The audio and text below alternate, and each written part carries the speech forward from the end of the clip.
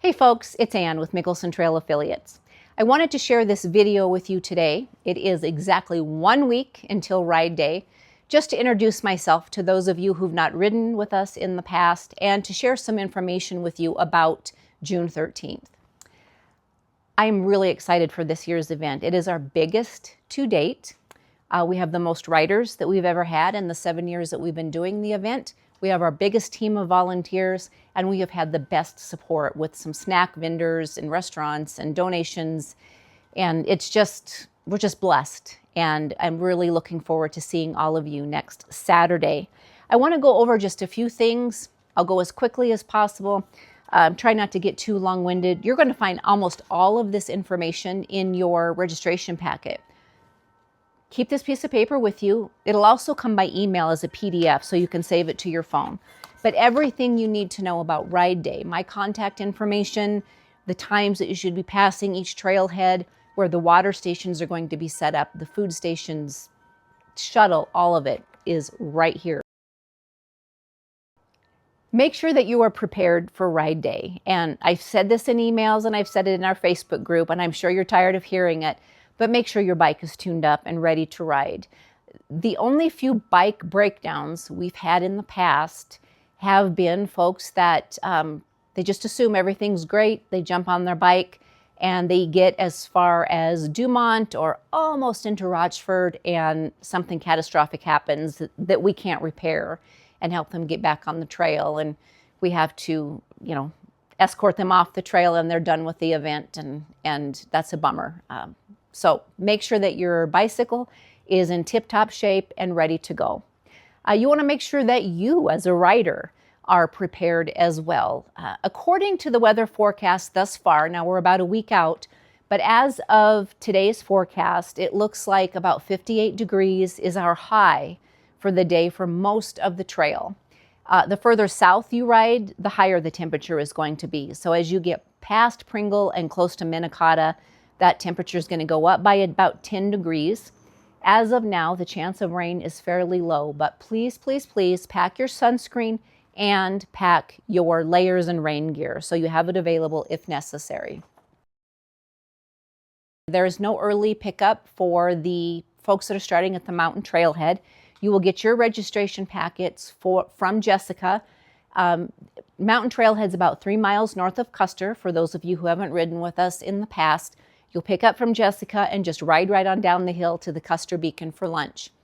For those of you who are starting in Deadwood, if you want to pick up your packet early, I will be at the Deadwood Trailhead from 5 to 6 p.m. I will be back at the trailhead at 5 o'clock the next morning. Even if you have picked up your packet the night before, you are required to check in. Just stop, give me your name, and I'll check you off the list. I ask that you give me a little bit of grace. I'll be at the trailhead by myself, and we've got a lot of people starting in Deadwood. So if you have to wait for a few seconds, I just ask that you're patient. We just want to make sure we know everyone who is on the trail. We have to keep track of everyone. My number one priority is to make sure everyone is safe and accounted for. So Deadwood is our first mandatory checkpoint. Our second checkpoint is at Minnetonka. And by the time you get to Minnetonka, you are so close to the finish line. You're only 16 miles from Edgemont. We find folks start to, kind of struggle here. We have a snack station set up. Grab some carbs, grab some fuel, some electrolytes, some water. Take a little bit of time to rest, but make sure that you give your name to our volunteers so that, again, they can check you off the list. And then I'm not in panic mode in Edgemont wondering, did Sally Smith make it to Minnetonka? I have not heard from her since lunchtime. And the third mandatory checkpoint is in Edgemont. So we know that everybody is off the trail, everybody is safe, and we've made it through 109 miles and had another great event. If you get to Edgemont before myself or our other volunteers, please text me. Let me know that you are off the trail. So if you plan on riding fast and you get to Edgemont at 3 o'clock, just shoot me a text. You'll find my phone number is on your rider schedule. It's also in the signature line of all the emails I send out, and it's in a number of our Facebook posts as well. Just let me know that you are off the trail, You're going to grab lunch and you're headed out. That way, when I get there at 4 o'clock, I don't, start panicking and wondering where people are. If you are on the shuttle and you're not a fast rider, please pace yourself. Make sure that you're hitting all those trailheads in a timely manner. You'll see the recommended times on your schedule for passing the trailheads. You want to make sure that if you're a shuttle rider, you're getting into Edgemont before 6 p.m. That way you have time to check in, put your bike away, walk up to the restaurant, Victory Steakhouse. They do a wonderful job with our event. It's a small town, a very small restaurant, and a very small staff. So you'll need to plan on about 90 minutes to get your order placed and get your food. We don't want you to be running down the street with a to-go box in your hand, just trying to make it to the shuttle or missing dinner altogether. So ride at a steady pace. Make sure that you get there, in a nice early fashion. Get your meal eaten. You've got time to kick back in the park for a few minutes before our shuttles arrive. We try to make sure we've got those shuttles on the road by 7:30. That way it's not midnight when y'all get back to Deadwood. That makes for an awfully long day. We will have radio operators at every trailhead, starting in Dumont all the way to the finish line. These volunteers are truly the heartbeat of our event. This is our communication team. They talk to us in between trailheads to let us know if there's an issue, if somebody's in trouble. They give us the all clear so we know we can move our volunteer team onto their next stop. As you are riding, when you see these folks, they're easy to spot. They have vehicles with the big whip antennas. Chat with them and thank them. They do a wonderful job and they put in a lot of hours and they work hard to make sure that each and every one of you are safe and sound. Water stations will start at Dumont and we'll have somebody stationed at every trailhead all the way to the finish line. You'll see the scheduled water stops on your itinerary.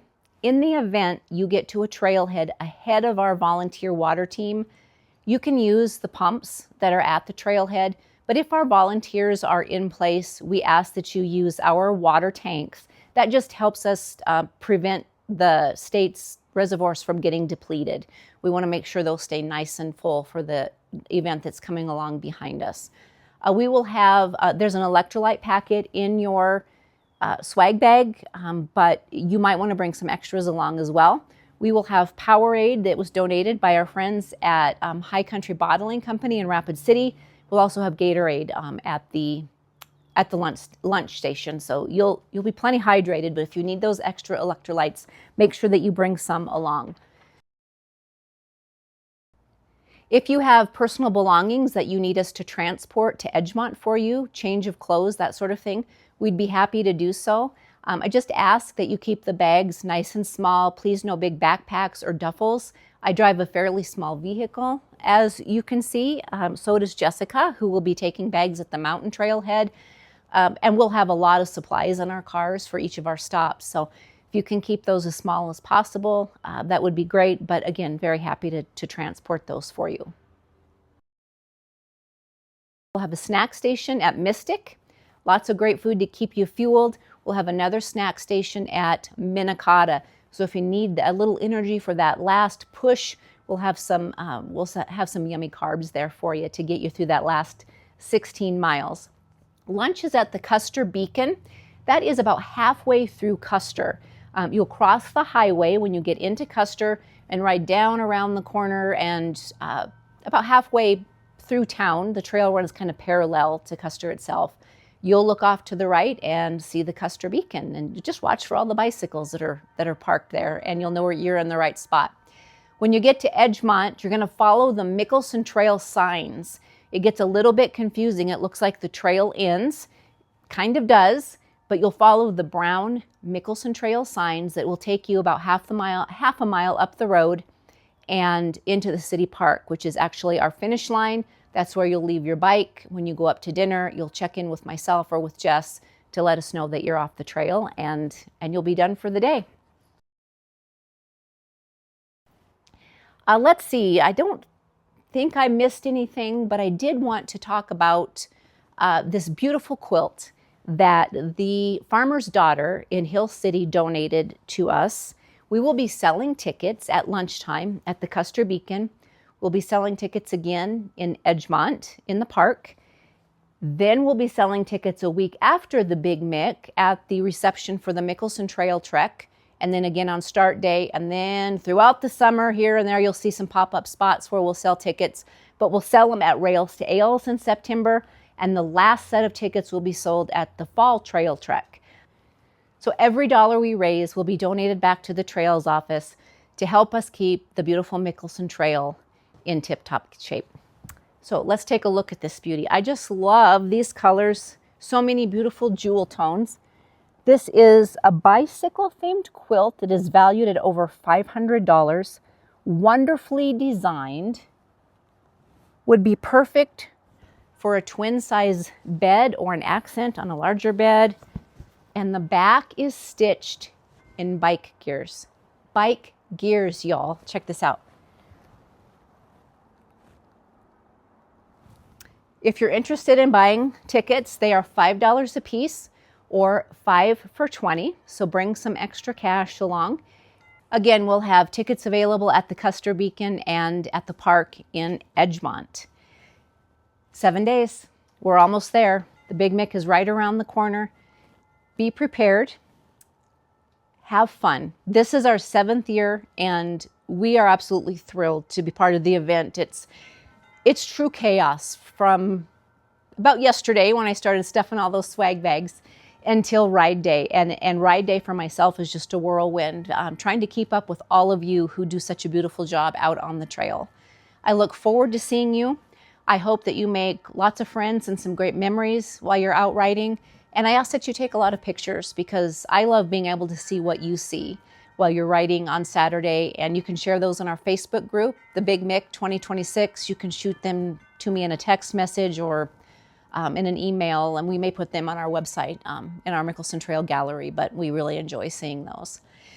We'll see you in a week, folks. Bike it like you mean it.